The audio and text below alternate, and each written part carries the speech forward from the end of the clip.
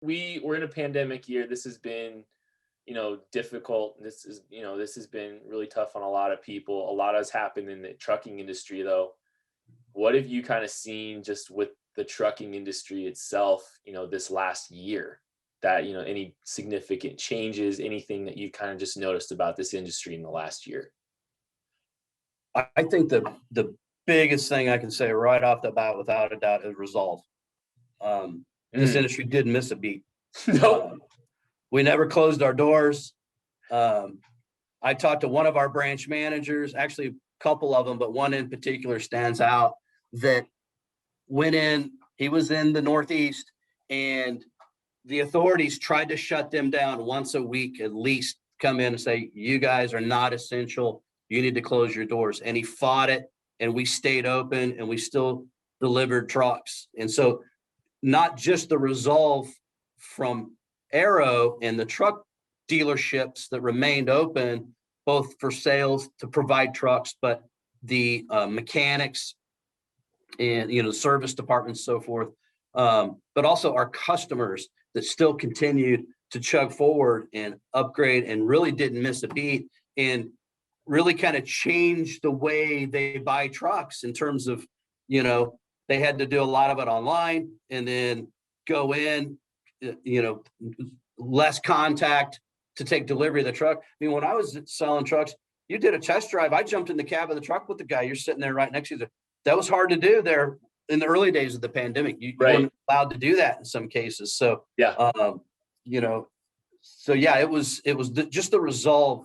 Everybody that I've talked to and met that plowed through it, and really didn't miss a beat. I mean, we kind of pulled in our horns a little bit because we didn't know what was going to happen, and so we kind of quit buying inventory for a little bit. And then, our great, awesome customers are like, we need trucks. Yeah, we need to keep rolling. And so before we know it, sales are picking up. So now we got to go buy more trucks, and then more sales and more trucks. And through all this, and we're scratching our heads saying, the rest of the world's in a pandemic and our business is really starting to take off. And so, just the resolve for the entire industry.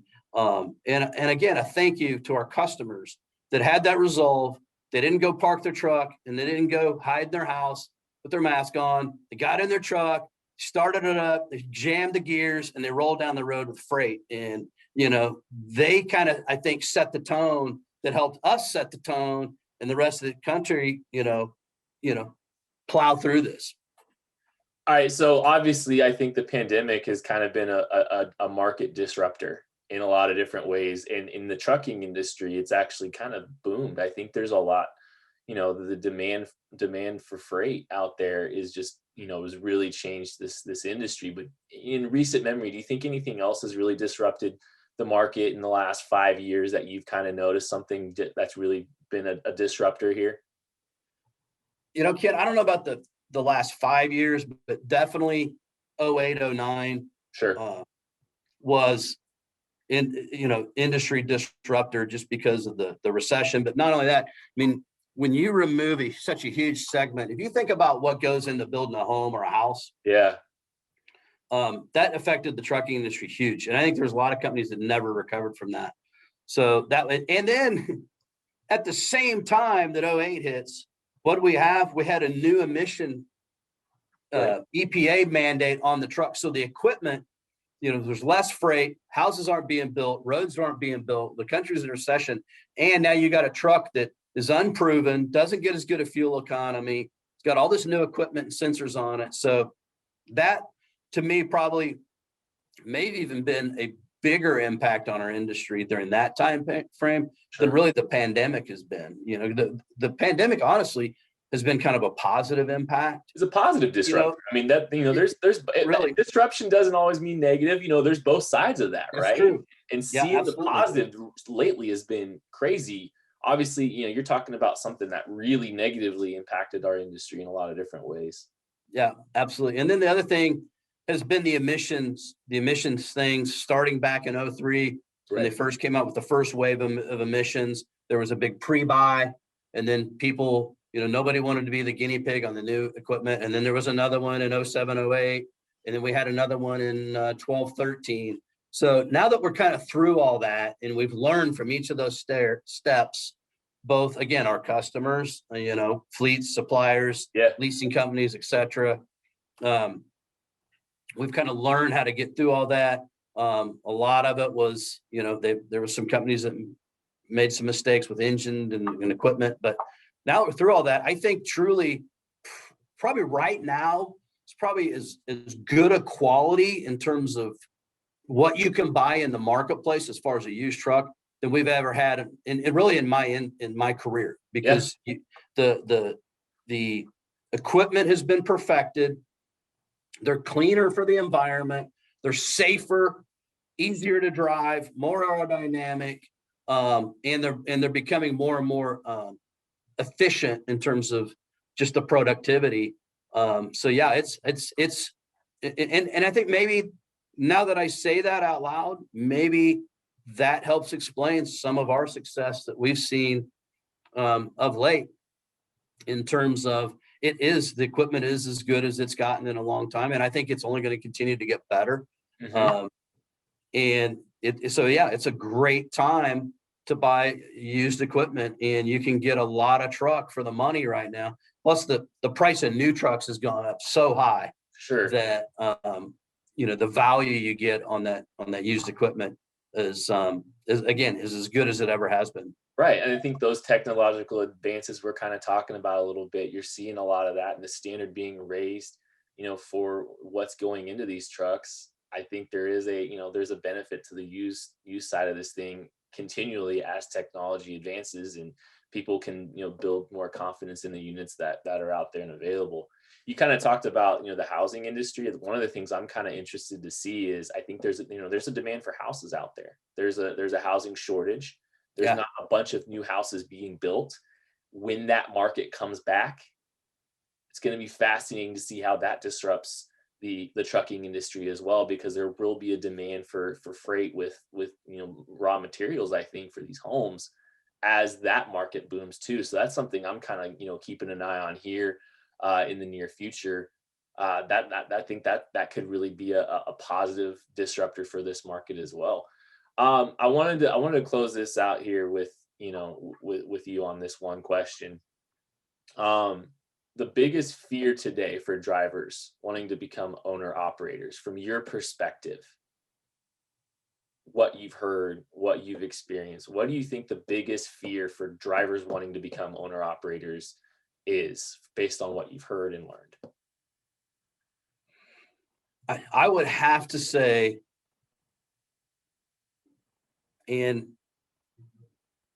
if they're not afraid of it, I think they should be, but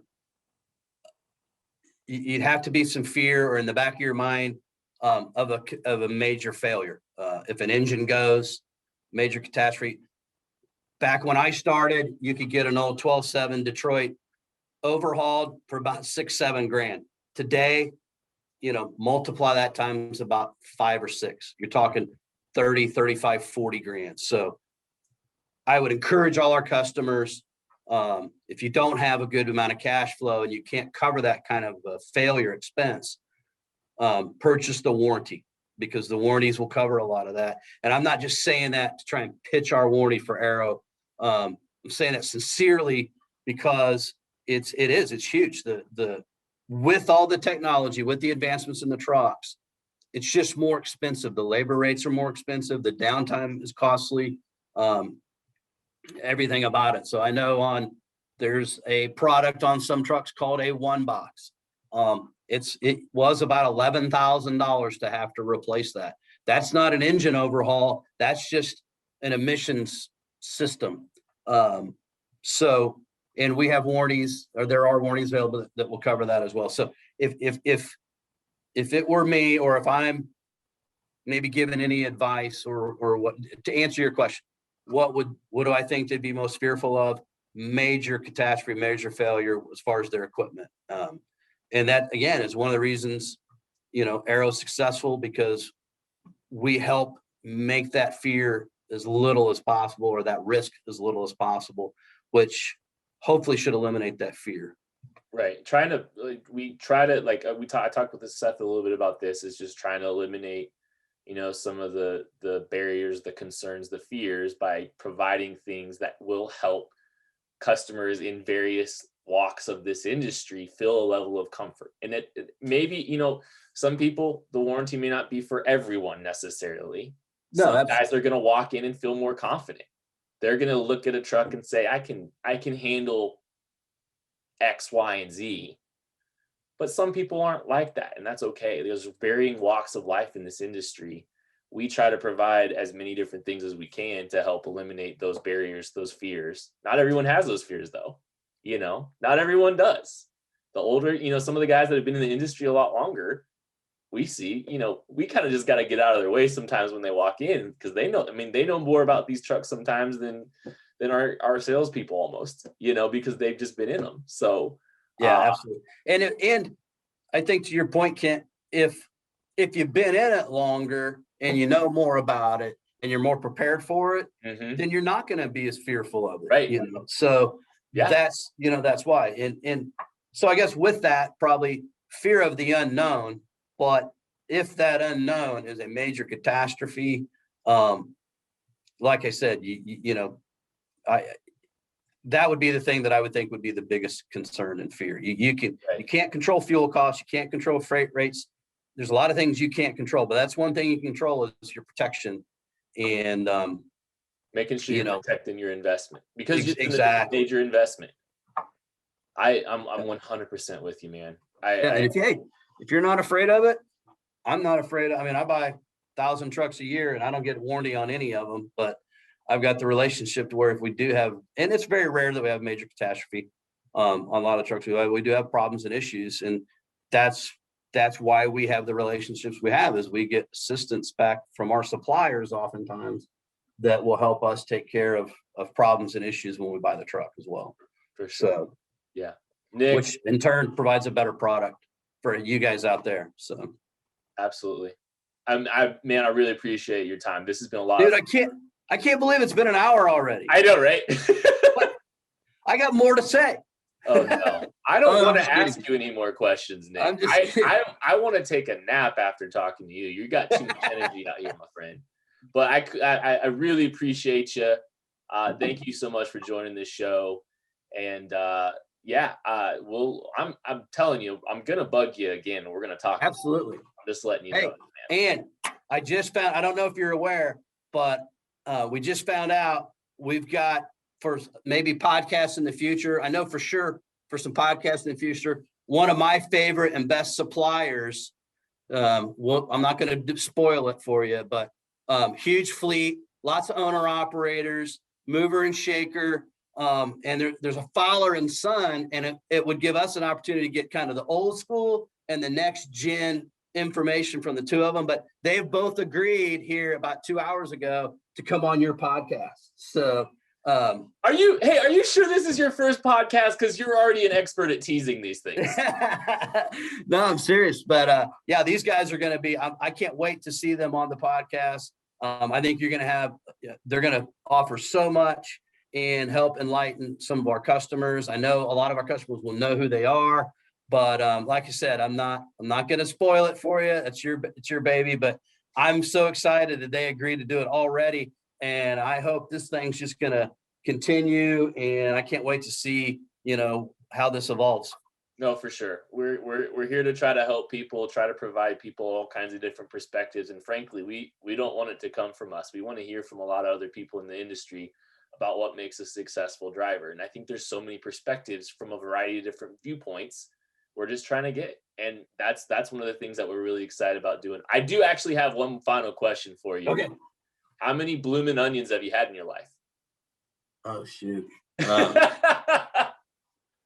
Let me rephrase your question. How many did I have to cut? Because at the Outback, the kitchen manager was the only one that could cut the bloomin' onion. It was such a trademark product that not just anybody could cut it. Okay. So how many did I cut? Oh my God. My fingers used to be yellow from and you could not get the smell out of your fingers, but you had to have a special onion. It could only have one heart. And literally thousands, bags and bags and bags of onions. And who brought those bags of onions? They came on a truck, baby. That's exactly right. That's Nick Lombardo. I'm Ken Swanson. Thank you so much for listening to the Successful Driver podcast. We'll catch you later.